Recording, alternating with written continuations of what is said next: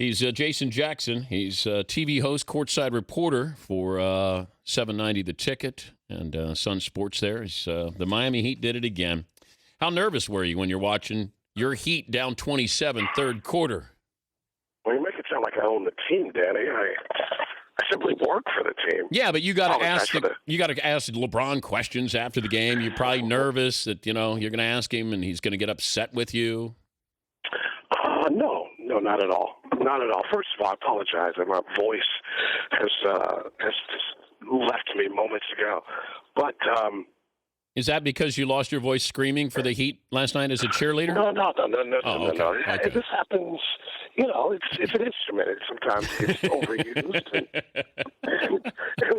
And then how many questions am I going to have to ask throughout this win streak, which was all about basically this type of event where you have the team come out, they have these emotions connected to former associations with these cities and teams, and for whatever reason, fall behind in every place we were, be it Milwaukee or Toronto or Cleveland or Boston, all places that have a connection to every star on the team.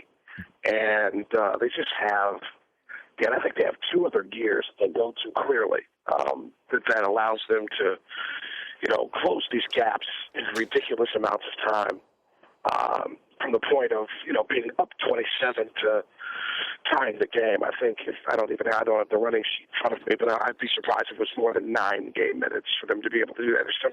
Most teams can't score that many points, including the Heat last night in that game, with 12 minutes and a quarter. And so there is a unique level of excellence they can get to. And, LeBron likened it last night just to a will to win.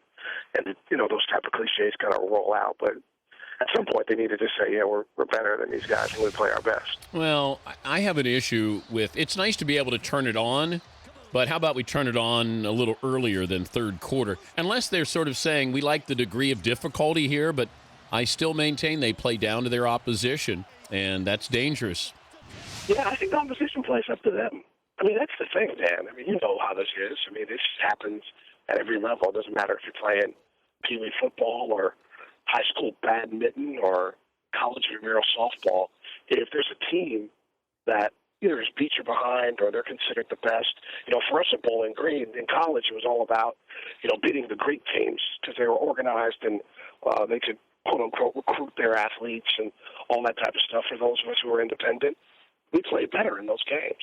And so what's happened all year long, I mean, guys, sometimes we're D-League call-ups, coming out having the games of their lives. It's rarely been the star that's exploded. Not to say that they're not prepared, not to say that they don't want to win these games. Clearly, they've won 24 in a row, so they want to win. But they do sometimes get, I think, caught off guard by how hard a team that looks like they struggle most of the time can actually come together and play like the pros they are and put forth these performances. They're amazing sometimes to watch the opposition just lift their level when they face the defending champs. What was the locker room like? What did LeBron say after that with how the fans treated him in Cleveland? Well, nothing's going to be like December of 2010 for him. I mean, I didn't cover that game. That was an exclusive game for Turner. I remember watching it. We were team had an event at the Cleveland. They're very clever marketing device there.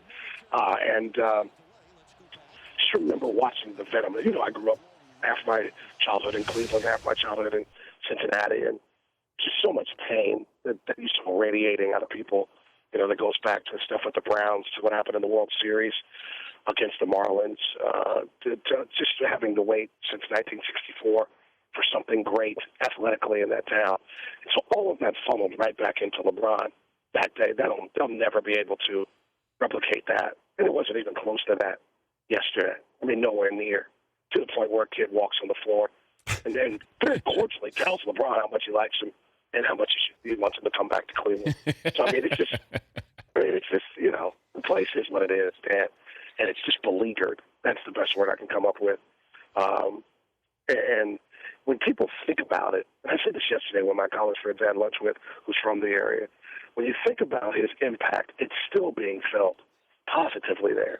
I mean, to the restaurants that are around the facility, and nobody in Cleveland wants to hear this at all. but kind of straddling in between, you can see the perspective of the people who were probably held over season ticket holders for the majority of the last 3 years, to the types of businesses that are around Quicken Loans, to the ability to have a casino downtown that's owned by the team owner. Just the vibrance of it all has to do with the 7 years that he spent on that team, period.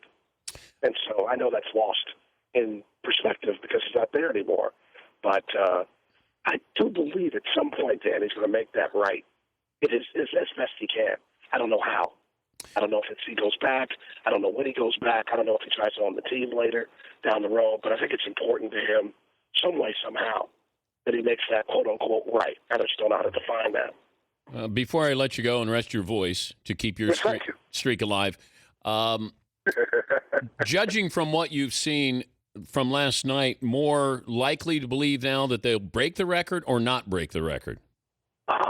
From what I saw last night, it's most likely that they're going to break the record. I mean, I just continue to watch them come back from these ridiculous historical deficits and be able to crank it up. But there are some serious roadblocks coming up. Even Detroit is coming up. Beat them at Detroit. This winning streak has been a bit of a redemption tour for them. They've been able to pay back kind of some bad losses from earlier in the year during this run. So there's a theme to call on there. But at Chicago, at San Antonio, still waiting on the calendar for March before you even get into the 30s. So it's not going to be easy.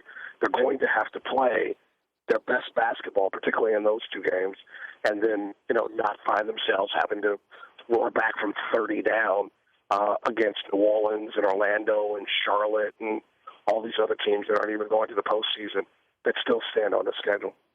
Stay black, and hope you get healthier. Bro, I'm strong. This is my throat. Man, this is ridiculous. Yeah. This doesn't sound like me like in 1985 when my voice changed. But we know all the parts are manly now. So well, here's the problem. You sound like Demi Moore, and it's a good thing. I can't even laugh. This is ridiculous. Sound like Kevin Hart. What happened there? Hey, hang in there. Have a good rest of your day, Dan. All right, brother. That's Jason Jackson, Miami Heat reporter.